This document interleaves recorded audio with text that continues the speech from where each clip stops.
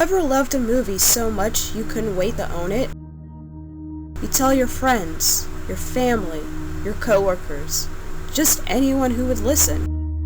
Once it's released, you rush over to possess it, excited to relive the experience. But in the end, it only sits and collects dust. This time, I'll be unwrapping them. Hey, what's up everybody? It is time for another Unwrapped review. Today I will be unwrapping Moonlight. It is a movie I have seen before in the theaters. I've actually technically kinda have done a review of it already on a monthly favorite, which I'll put a link below in the description. You can check that out. Before I start talking about this movie, I just want to give a special shout out to my Muddy Colts patrons. Thank you so much for your support. If you want to become a Muddy Colts patron, the link is in the description below. I also put it at the end of the video. And if you haven't done so already, hit that subscribe button, make that red turn into gray, and you can see when I post videos on here. Normally it's on Wednesdays and Thursdays, but sometimes I sneak a little extra treat on this channel as well. So, let's jump into what Moonlight is about. A timeless story of human connection and self-discovery, Moonlight chronicles 3 defining chapters in the life of a young black man growing up in a rough neighborhood of Miami. Anchored by extraordinary performances from a tremendous ensemble cast, Moonlight is a profoundly moving portrayal of the moments, people, and unknowable forces that shape our lives and make us who we are. So, like Little Shop of Horrors, I'm not gonna really talk too much about this movie, because like I said, I've already made a somewhat review of it on one of my monthly favorites. I saw it in the theaters with Maja. We were very surprised that it was in the theater here in my hometown, and I guess they decided to like have it there for a brief moment because it was nominated for Best Picture, and I think there were some other awards it was also nominated for with the Oscars. I don't really keep up with that. Maja's the type of person who keeps up with these types of awards. And of course, a lot of people know it for the movie that won Best Picture, but they announced the wrong movie for Best Picture.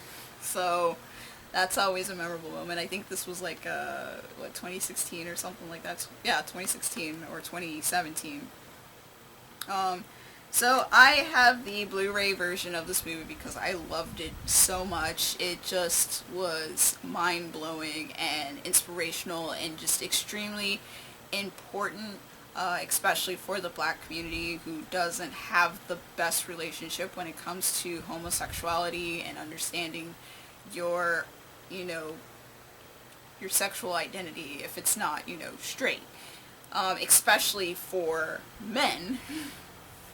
So, re-watching this movie for this video, finally, taking it out of its plastic and watching it, I was just, once again, just mind-blown how beautiful it looks and feels and how it's executed. It's just so perfect, and there's just not that many movies that I could say that it's a complete masterpiece of perfection. I can't think of any flaws. If I did, I would really be nitpicking. And yeah, so after I watched this, once I, filmed that video of me putting the disc into my PS3 and finishing the film, I was just I have to watch this again with commentary. And that's really a rare feat for myself. I don't really watch a lot of director commentary on movies that I purchase. I mean, as much as I want to go into the film industry, I don't really check out commentaries too often, either because of time or just no interest. But when I come across movies like this, I normally just stick to looking at the extras and stuff, the behind the scenes, how they make it and stuff. So this is a rare feat for me to rewatch this whole movie again, which is like almost 2 hours long. But to have Barry Jenkins' voice explaining all this stuff and the process with hiring the actors and adjustments they had to make that they had planned in the script but they changed, and some of like the meanings and metaphors and stuff that I might have missed while watching it, such as the final scene with the adult versions of our characters, Shirode, which he is known as Black, and it's also in the last chapter called Black, and Kevin talking in the kitchen. And originally he was saying that this was supposed to be in the living room, and the apartment was really tiny, but they made the adjustment of doing it in the kitchen because it just felt right. Like, there were a lot of moments where, like, with those two adult actors, they never met, and the first scene when they met was this car scene of them talking. And when they, in one of the extras, they were, like, talking about, like, when they were in the restaurant, Barry Jenkins didn't really say too much on the direction. He just said, use your instincts, go with the flow, and they were just like really engrossed in what was happening in front of the camera, and they were just like, it felt like they have met before, and this was their first meeting, and it just worked out so well. And then they also praised the young actor who played Little, aka the kid version of Chiron, and how he did such an amazing job acting, because he didn't have like a lot of spoken dialogue. All of his responses and stuff were very physical or facial, and that's just usually very challenging for kid actors, and I really admire that as well. It's a thing that I never really like consciously thought of, but I mean, I knew that all of these actors who portrayed each age did a fantastic job with the material they had, but I didn't like consciously think like, oh yeah, he doesn't have a lot of dialogue, and he did express so much emotion and thought and words without saying words, with just his body and his face, and that's just really amazing for a child actor to accomplish on such a high caliber. And even Mashallah Ali commented on that as well, and he's of course more of a seasoned actor, and I think he gained even more of I don't know,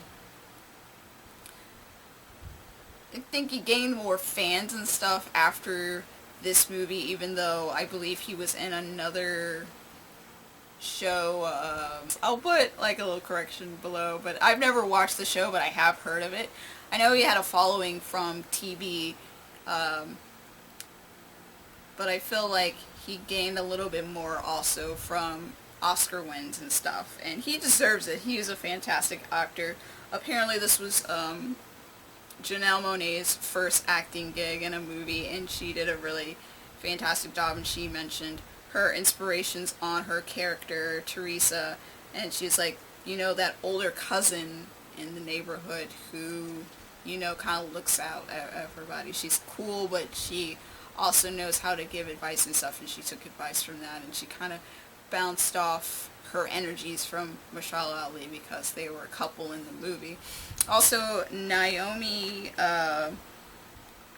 Harris did a fantastic job as well. All of the actors just did a really great job, and watching the extras, they also mentioned they got locals from Miami to kind of do some of the smaller supporting, well, the smaller, I guess, support to the support or whatever roles, like in the beginning of the movie, the little drug deal exchange or whatever on the street, that was a local from Miami. That's not an actor.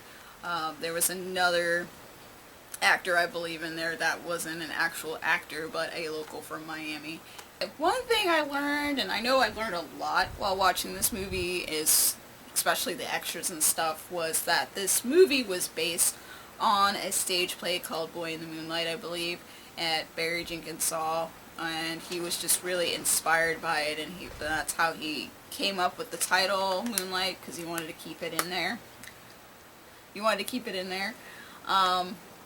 And he was saying how much that story really touch back on his own childhood and him coming with his identity and how he interacted in Miami and stuff, because the person who wrote the story, the original story, also grew up in Miami. So they had a lot of similarities in growing up and learning about their identity, and also how that kind of clashes with what we think of masculinity is, especially for black men, and they have such an expectation, you can't be this way or that way, and all this other confusion, all this stuff that goes with that. So it was great hearing that gentleman talk about it. I can't think of his name right now, but I'll definitely put a little note below, but it was just great hearing his thoughts, and that he had input and assisted with this movie as well. One difference that Barry Jenkins was talking about between the stage play is that the stage play, the transitions between different ages kind of went throughout the movie, and he consciously decided that when he wanted to make the movie, that he wanted to make it in specific points, lifetime moments, or specific points in life, to show the growth and transition and evolution of this character, Chiron.